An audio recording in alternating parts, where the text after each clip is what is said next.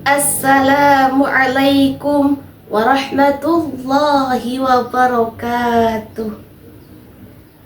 Alhamdulillahilladzi ja'alal fatah quwwatan syadidah. Assalatu wassalamu ala rasulillah wa ala alihi wa sahbihi wa man tabi'ahum bi ihsanin ila yaumil qiyamah, amma ba'd. Dewan juri yang saya hormati, serta para hadirin dimanapun kalian berada yang saya cintai. Segala puji bagi Allah, Rabb semesta alam, yang telah memberikan kita beribu-ribu nikmat yang tak pernah berubah. Rahmatnya tiada sudah, ampunannya tiada marah.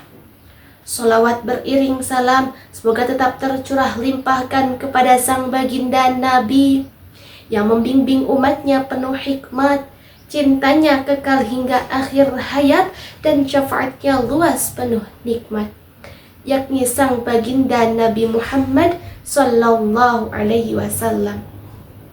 Kepada keluarganya, sahabatnya, para tabi'in tabi'atnya, dan mudah-mudahan sampai kepada kita selaku umatnya. Amin ya rabbal alamin. Hadirin rahimakumullah.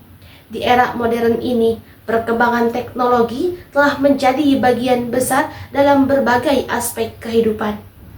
Berbagai informasi dapat diterima dengan mudah dan telah menjadi asupan nutrisi sehari-hari dalam kebanyakan orang. Tetapi hadirin, apakah dengan adanya perkembangan teknologi ini kita dapat memanfaatkannya dengan benar? Atau bahkan malah terjerumus dengan arus negatifnya? Na'udzubillahi min dzalik. Di tengah perkembangan teknologi ini hadirin, kita sebagai umat Islam harus bisa memanfaatkannya dengan bijak, salah satunya dalam berdakwah. Saat ini, dakwah tidak hanya dapat dilakukan dari mimbar ke mimbar saja, ataupun dari majelis ilmu satu ke majelis ilmu lainnya, tetapi juga bisa menggunakan media sosial. Karena tidak dapat dipungkiri hadirin, semua kalangan memiliki akun media sosial, entah itu dari kalangan anak-anak, remaja, ataupun orang tua. Karena semua itu hadirin bisa diakses dengan mudah hanya dengan sentuhan jari saja. Dari uraian tersebut hadirin, jumlah pengguna media sosial di Indonesia ini mencapai 139 juta orang atau dengan persentasi 44,9%. Tidak hanya pengguna media sosial saja hadirin, pengguna internet di Indonesia pun cukup tinggi, yaitu mencapai 183,5 juta atau dengan persentasinya 66,9%.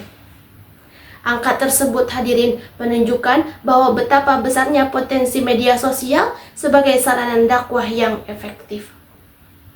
Oleh karena itu, dengan adanya perkembangan teknologi ini, saya akan menyampaikan mengenai peranan media sosial terhadap dakwah di era modern. Berlandaskan Quran Surah An-Nahl ayat 125 yang artinya, "Serulah manusia kepada jalan Tuhanmu dengan hikmah dan bijaksana, dan debatlah mereka dengan cara yang baik." Ayat ini hadirin menunjukkan kepada kita bahwa betapa besarnya kita berdakwah dengan menggunakan cara yang baik dan dengan metode yang baik. Oleh karena itu hadirin, ada dua peranan media sosial terhadap dakwah. Yang pertama yaitu menyebarkan ilmu dan kajian Islam. Dengan adanya media sosial ini hadirin, ajaran agama dapat diakses dengan mudah di mana saja, kapan saja, dan oleh siapa saja. Ceramah para ulama, tafsir Al-Quran, dan kajian-kajian ilmu lainnya dapat diakses dengan mudah. Tidak hanya itu hadirin, dengan adanya media sosial ini, kita bisa bertukar pikiran, bisa berdiskusi dengan orang lain secara virtual. Rasulullah Shallallahu Alaihi Wasallam bersabda, "Balighu anni walau ayah." Sampaikanlah dariku walau hanya satu ayat. Peranan yang kedua yaitu hadirin menginspirasi dengan konten positif.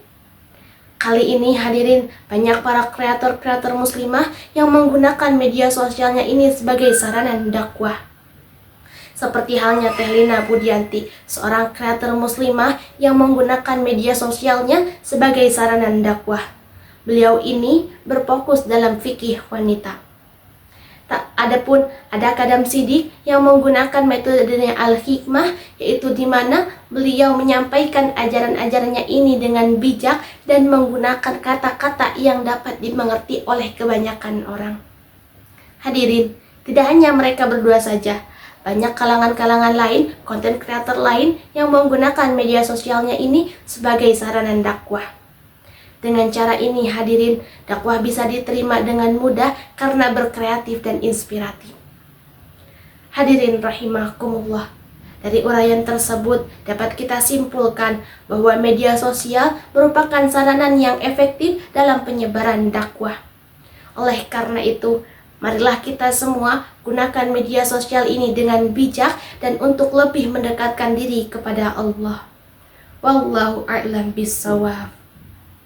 Komunitas Ainur Rahman yang baik hati, isinya para pemuda penerus negeri. Gunakan medsos dengan hati, sebarkan dakwah penuh arti. Wassalamualaikum warahmatullahi wabarakatuh.